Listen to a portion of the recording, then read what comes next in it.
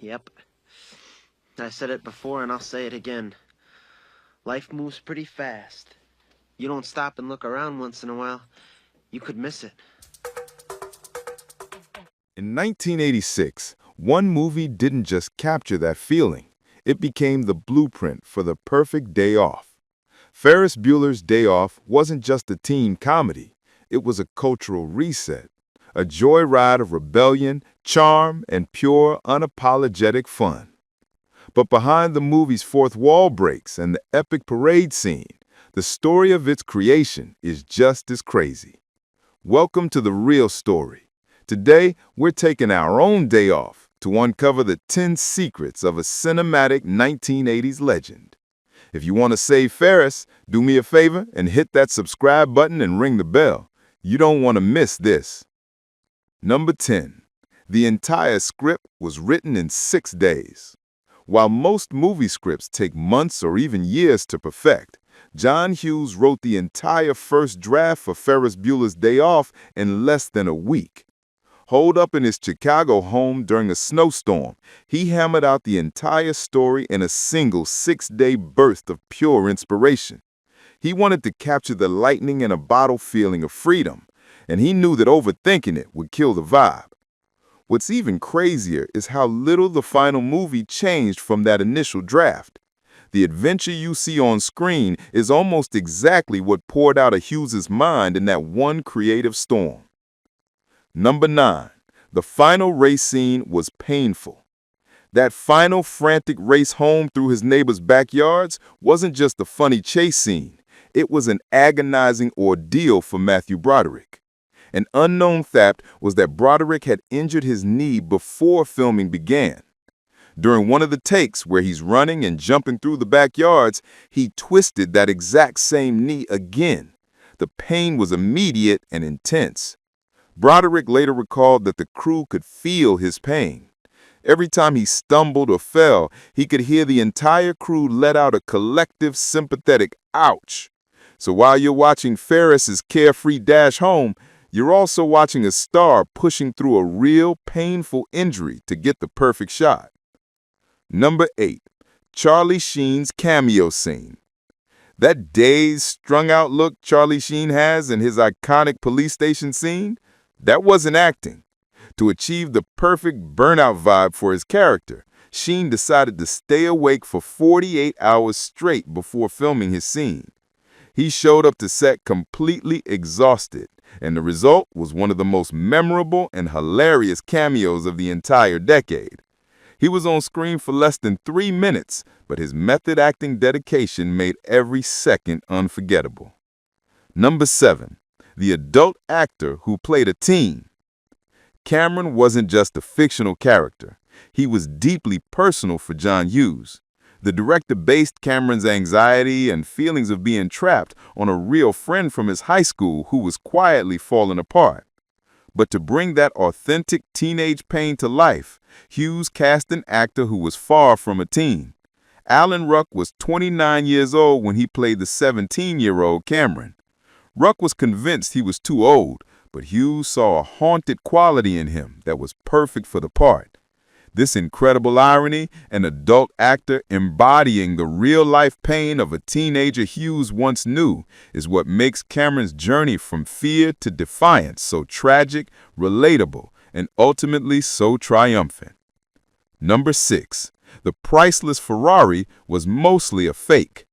Don't worry, a priceless 1961 Ferrari 250 GT California Spider was not actually destroyed for the film. In reality, the production used 3 replicas built from a modified MG with a fiberglass body. A real Ferrari was used for close-up beauty shots, but for all the driving scenes, and especially the final catastrophic crash through the garage window, it was the fakes that took the punishment. The pain you felt watching that car go down was real, but thankfully, the car itself was not. Hey, this day off is already getting pretty wild, isn't it? If you're enjoying the ride, do me a favor and hit that like button to let me know. Because coming up, I got the story behind one of the movie's most iconic lines, and it was never even in the script. Number 5. The parade was real and unrehearsed. The legendary twist and shout parade sequence is one of cinema's most joyous moments, and that's because it was 100% real. The production didn't stage a parade. They piggybacked on Chicago's actual Von Steuben Day parade. They had no official crowd control and only a small window of time to get the shot. Most of the people you see dancing in the crowd weren't paid extras. They were just random citizens who got swept up in the moment. In the middle of that chaos, Matthew Broderick pulled off his iconic performance, creating movie magic on the fly. Number 4. A famous line was improvised by a non-actor. Bueller, Bueller, Bueller. It's one of the most quoted lines in movie history, and it was never in the script. The actor, Ben Stein, wasn't even an actor. He was an economist and speechwriter who was hired as a technical advisor. When John Hughes asked him to stand in as a boring economics teacher, Stein drew from his own real-life experience and improvised the deadpan, monotonous roll call. The crew found it so hilarious that it became one of the film's signature moments, proving that sometimes the most boring delivery can be the most brilliant. Number 3. The museum scene was an act of rebellion.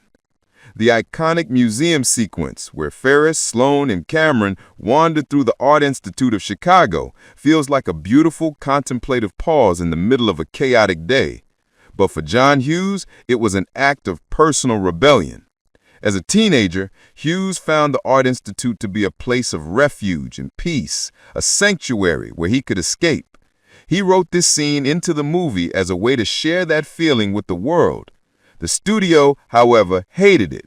They thought it was boring, pretentious, and slowed the movie down. Hughes fought passionately to keep it in, arguing that it was the one moment where Ferris and his friends actually do stop and look around. He won, and the scene became the soulful, quiet heart of the entire film. Number 2. The computer hacking was based on real life. Ferris hacking into the school's computer system to change his attendance record might seem like pure 80s movie fantasy, but it was pulled straight from the headlines. In the early 80s, stories were circulating about tech-savvy high school students in the Chicago area who were using their early home computers and modems to dial into their school's databases to change their grades and absences. Hughes heard these stories and wrote them into the script, grounding Ferris's seeming magical abilities in a very real and very rebellious new reality. Number 1. Ferris was secretly dating his sister. On screen, Ferris Bueller and his sister Jeannie were bitter rivals, constantly at each other's throats. But behind the scenes, a secret romance was blooming. The actors, Matthew Broderick and Jennifer Grey, began dating during the production of the film. They kept their relationship quiet, and most of the cast and crew had no idea that the actors playing the feuding siblings were actually falling for each other when the camera stopped rolling. This on-set romance adds a hilarious and ironic layer to their on-screen animosity. In a movie about skipping school, the biggest secret was the one hiding in plain sight between on-screen brother and sister. Ferris Bueller's Day Off wasn't just about skipping school. It was about freedom, friendship, and the magic of seizing one perfect day and making it last forever. It's a movie that still feels as fresh and alive today as it did in 1986. If this story gave you a new perspective on a classic, let everyone know which fact shocked you the most in the comments. Thanks for watching, and remember what Ferris taught us. Life moves pretty fast. If you don't stop and look around once in a while, you can miss it.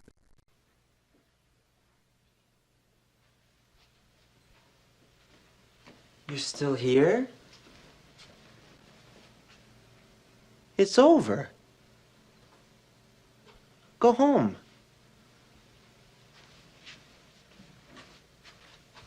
Go.